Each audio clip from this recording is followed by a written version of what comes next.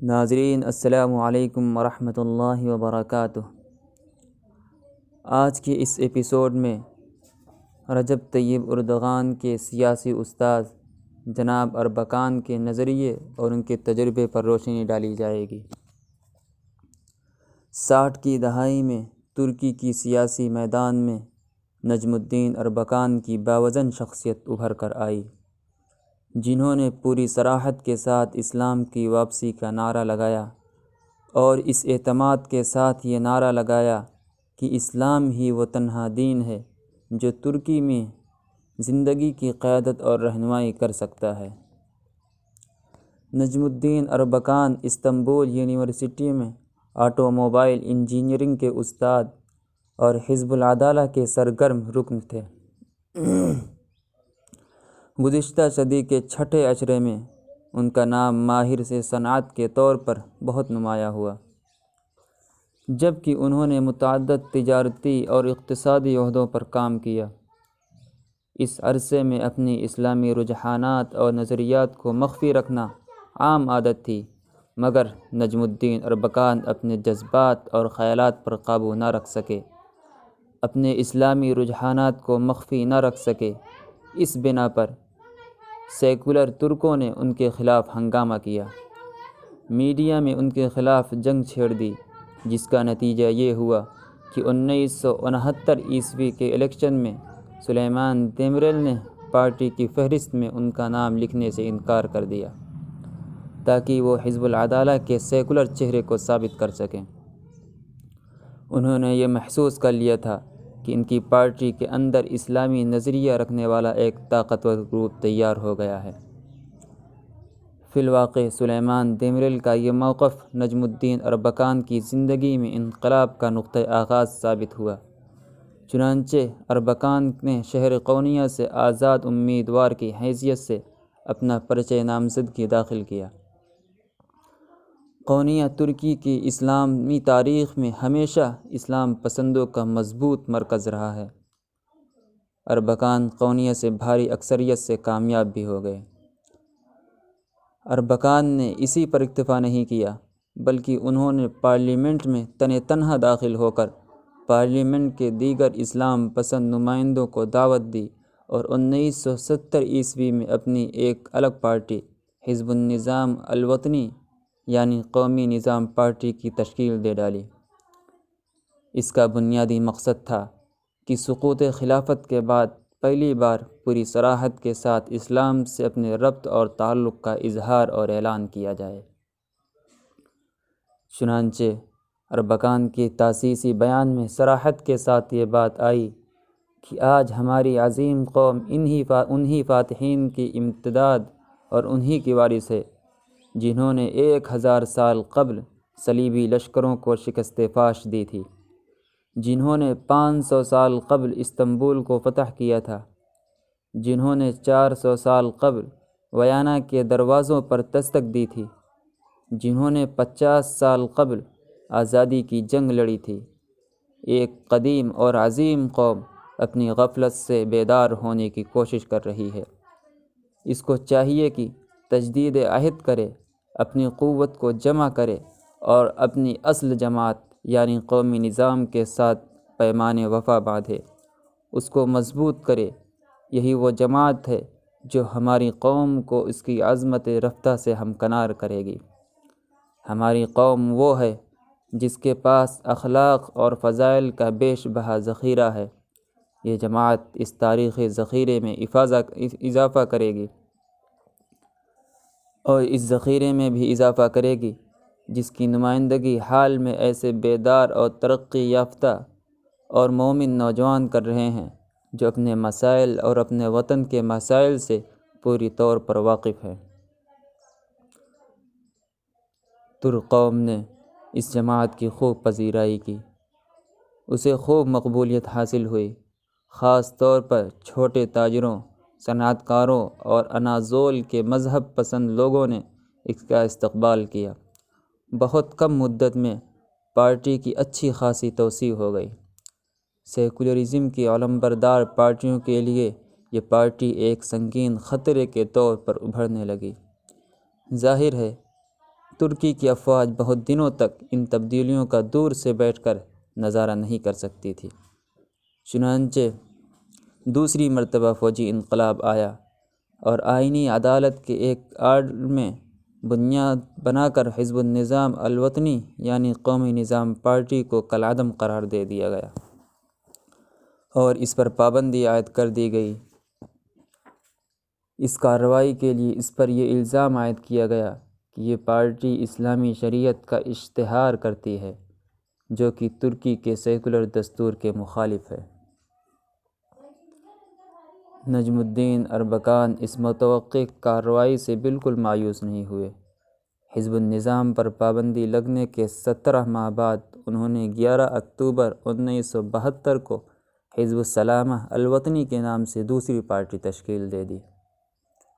چونکہ ان کے لیے پارٹی کی سربراہی ان حالات میں مشکل تھی، اس لیے حزب النظام میں اپنے رفیق سلیمان عارف کی سربراہی میں یہ پارٹی تشکیل دی۔ اس وقت پارٹی کی سربراہی نجم الدین اربکان کے لیے خاص طور پر اس لیے بھی مشکل تھی کیونکہ پارٹی 1973 عیسوی کے عام انتخابات میں حصہ لینا چاہتی تھی۔ چنانچہ اس مہم میں وہ سلیمان عارف کی سربراہی میں کامیاب رہی اور 1973 کے الیکشن میں حزب السلامہ کو پارلیمنٹ کی 48 سیٹیں ملیں۔ اس وقت سلیمان عارف نے اپنے عہدہ پارٹی کے اصل بانی اور سربراہ اربکان کے لیے چھوڑ دیا۔ قدرت کا کرشمہ یہ ہوا کہ پارلیمنٹ کی دونوں بڑی پارٹیوں یعنی حزب العدالہ اور کمالی پارٹی ریپبلکن پیپلز پارٹی کے درمیان سخت اختلاف ہو گیا، جس کے سبب ریپبلکن پارٹی اربکان کی سربراہی میں حزب السلامہ کے ساتھ مل کر حکومت بنانے پر مجبور ہو گئی۔ اربکان نے اس موقع سے بڑی مہارت کے ساتھ فائدہ اٹھایا۔ 7 اہم وزارتیں بشمول وزارت داخلہ، وزارت تجارت، وزارت انصاف اور وزارت صنعت جو 1974 عیسوی میں تشکیل پائی، اس مخلوط حکومت میں حاصل کر لی۔ یہی نہیں بلکہ خود اربکان نے نائب وزیر اعظم کا عہدہ بھی حاصل کر لیا۔ جب سے اتاترک نے جدید سیکولر ترکی کی بنیاد رکھی تھی، اس وقت سے اب تک یہ پہلا موقع تھا جب کہ اربکان اس طرح اسلام کی نمائندگی کرتے ہوئے ترک جمہوریت کی تنفیذی طاقت میں شامل ہو گئے۔ اربکان نے حکومت کو بہت زیادہ مہلت نہیں دی، چنانچہ ترکی کی جمہوری ملک قرار دیے جانے کے بعد پہلی بار اقوام متحدہ میں ترکی نے فلسطین کے حقوق کے لیے آواز اٹھائی اور صہیونی کے ذریعے غصب کی گئی فلسطینی اراضی کی واپسی کا مطالبہ کیا۔ اربکان کی پارٹی کے دباؤ میں ترک حکومت نے اس بین الاقوامی قرارداد کی حمایت میں ووٹ دیا، جس کے روح سے صہیونی تحریک ایک نسل پرست تحریک قرار پائی۔ اس سے آگے بڑھ کر پہلی مرتبہ ترکی نے تحریک آزادی فلسطین کو فلسطینی قوم کا قانونی اور حقیقی نمائندہ تسلیم کیا۔ اس صورتحال میں حکومت کو سیکولرزم کے علمبرداروں کی طرف سے سخت دباؤ کا سامنا کرنا پڑا، جس کا نتیجہ یہ ہوا کہ حکومت تشکیل پانے کے ٹھیک 9 ماہ بعد گرا دی گئی۔ پھر بھی یہ کہا جا سکتا ہے کہ یہ ایک عارضی مگر طاقتور اسلامی تجربہ تھا۔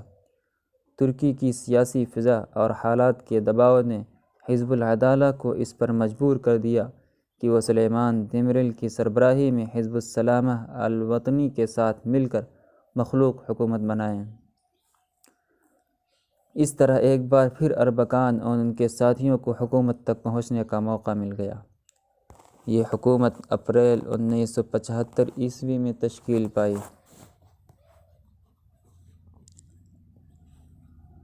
اس نئی مخلوط حکومت میں بھی اربکان کی پارٹی کو اتنی ہی بلکہ وہی وزارتیں ملیں جو سابقہ حکومت میں ملی تھیں۔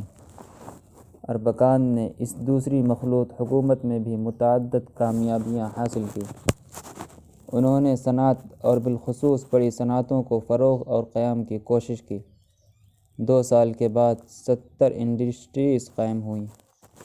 اس عرصے میں 30 دینی مدارس شروع کیے گئے جبکہ مدارس، ائمہ، خطبہ کی تعداد اس عرصے میں 50,000 تک پہنچ گئی۔ یہی وہ زمانہ تھا جس میں نوجوان اردغان کے ظہور کی ابتدا ہوئی، جو کہ مدرسہ، ائمہ اور خطبہ کے فارغ التحصیل تھے۔ پارٹی کے استنبول یونٹ کا صدر رہا۔ اس کی کارکردگی نے اربکان کو اپنی طرف متوجہ کیا۔ یہی نہیں بلکہ اس توجہ اور قربت کے بعد اربکان نے خودآداد صلاحیتوں کے حامل اس نوجوان کو اپنے سینے سے چمٹا لیا اور اس کی پرورش شروع کر دی اور اس کے روشن مستقبل کی پیش گوئی کی۔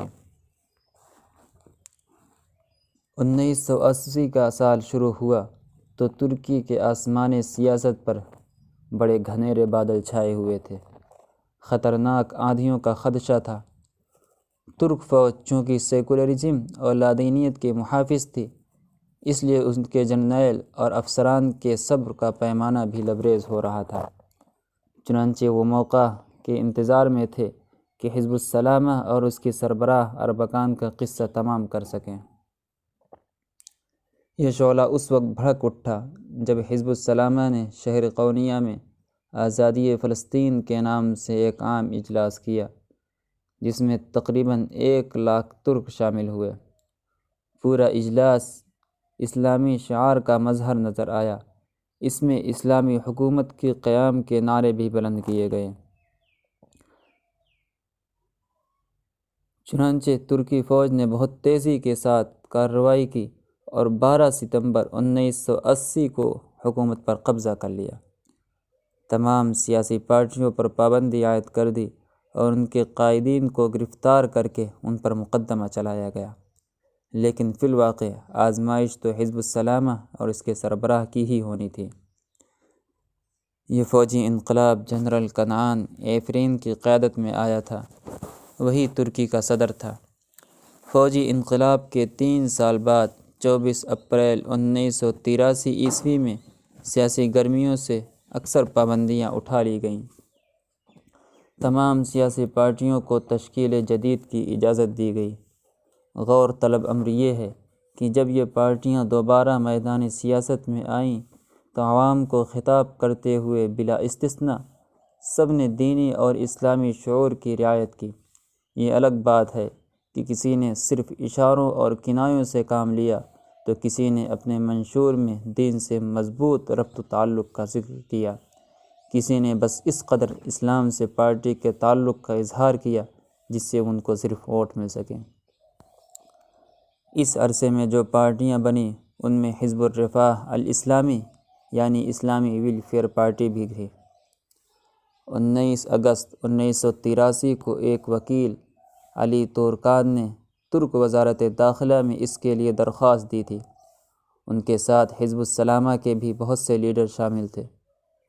پارٹی کے دستور میں اسلامی نظریے کو گزشتہ حزب النظام الوطنی اور حزب السلامہ کے دستور کے بالمقابل زیادہ واضح نہیں کیا گیا تھا۔ اس طرح حزب الرفاہ کو منظوری مل گئی۔ ادھر حزب السلامہ اور اس کی سربراہ اربکان پر سے پابندی عائد ختم کر دی گئی۔ پابندیاں ختم ہوتے ہی یہ سب ستمبر 1987 عیسوی میں حزب الرفاہ میں شامل ہو گئے۔ اسی سال 11 اکتوبر کو نجم الدین اربکان پارٹی کے صدر منتخب ہو گئے۔ جیسے ہی حزب الرفاہ الاسلامی یعنی اسلامی ویلفیئر پارٹی کی تاسیس کا اعلان ہوا، اردغان فوراً اس میں شامل ہو گئے تاکہ وہ اپنی سیاسی اور سماجی سرگرمیوں کو پوری قوت کے ساتھ جاری رکھ سکیں۔ جلد ہی اردغان کا شمار پارٹی کی اہم شخصیات میں ہونے لگا اور استنبول میں وہ پارٹی کے اہم قیادت شمار ہونے لگے۔ اردغان پارٹی اور اس کے اصولوں کو پیش نظر رکھتے ہوئے استنبول کی تنظیمی اور معاشرتی اہمیت کے پیش نظر اس کو دوسری پارٹیوں کے ہاتھ سے نکال لینا چاہتے تھے۔ 2 سال بھی نہیں گزرے تھے کہ اردغان حزب الرفاہ کے استنبول شاخ کے صدر بن گئے۔ اردغان نے بڑے مؤثر طریقے سے پارٹی کی استنبول شاخ کو آگے بڑھایا، پارٹی کی بنیادوں کو مضبوط کیا اور خاص طور پر وہ نوجوانوں کو اس سے جوڑنے میں کامیاب رہے۔ اس کے ساتھ ساتھ انہوں نے یہ کوشش کی کہ زیادہ سے زیادہ ترک خواتین اسلامی عمل میں شرکت کریں۔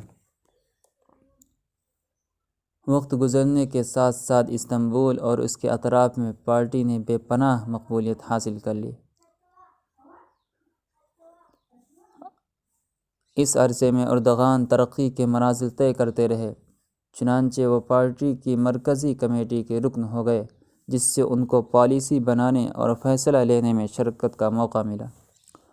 اردغان کی یہ ترقی اور پیش قدمی محض اس کا نتیجہ نہیں تھی کہ ان کے قائد اور استاد نجم الدین اربکان ان پر فریفتہ تھے اور انہیں ان کی توجہات اور عنایات حاصل تھیں، بلکہ واقعہ یہ ہے کہ اربکان نے صراحت کی تھی کہ انہیں اردغان کی شخصیت میں اپنا جانشین نظر آتا ہے، کیونکہ انہوں نے اپنے شاگرد رشید میں ایمان راسخ، عزم محکم اور جذبہ قربانی کا مشاہدہ کیا تھا۔